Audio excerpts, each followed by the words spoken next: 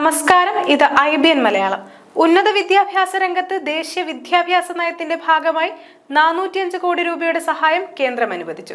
കേരള, കാലിക്കറ്റ്, കണ്ണൂർ സർവകലാശാലകൾക്ക് 100 കോടി രൂപ വീതം ലഭിക്കും. പ്രധാനമന്ത്രി ഉച്ചർ ശിക്ഷാ അഭിയാൻ മൾട്ടി ഡിസിപ്ലിനറി എഡ്യൂക്കേഷൻ പദ്ധതിയിൽ സമഗ്ര ധനസഹായ പാക്കേജിന്റെ ഭാഗമായി ലഭ്യമായ ഈ സഹായം ഉന്നത വിദ്യാഭ്യാസ മേഖലയുടെ അടിസ്ഥാന സൗകര്യങ്ങൾ വികസിപ്പിക്കുന്നതിനാണ്. MG സർവകലാശാലയ്ക്ക് 20 കോടി രൂപയും സംസ്ഥാനത്തെ 11 കോളേജുകൾക്ക് 5 കോടി രൂപ വീതവും അനുവദിച്ചിട്ടുണ്ട്. വയനാട്, പാലക്കാട്, തൃശൂർ ജില്ലകൾക്ക് 10 കോടി രൂപ വീതം ലഭിക്കും.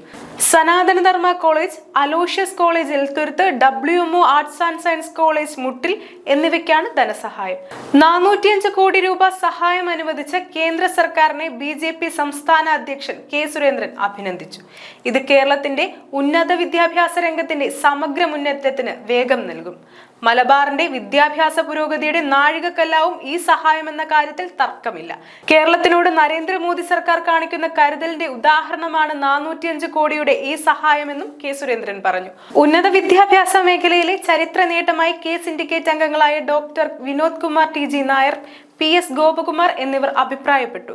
ഗവർണർ ആരിഫ് മുഹമ്മദ് ഖാനെയും കേന്ദ്രമന്ത്രി സുരേഷ് ഗോപിയുടെയും പിന്തുണ ഈ ധനസഹായം ലഭിക്കാൻ നിർണായകമായെന്നും അവർ കൂട്ടിച്ചേർത്തു. News desk IBN Malayalam.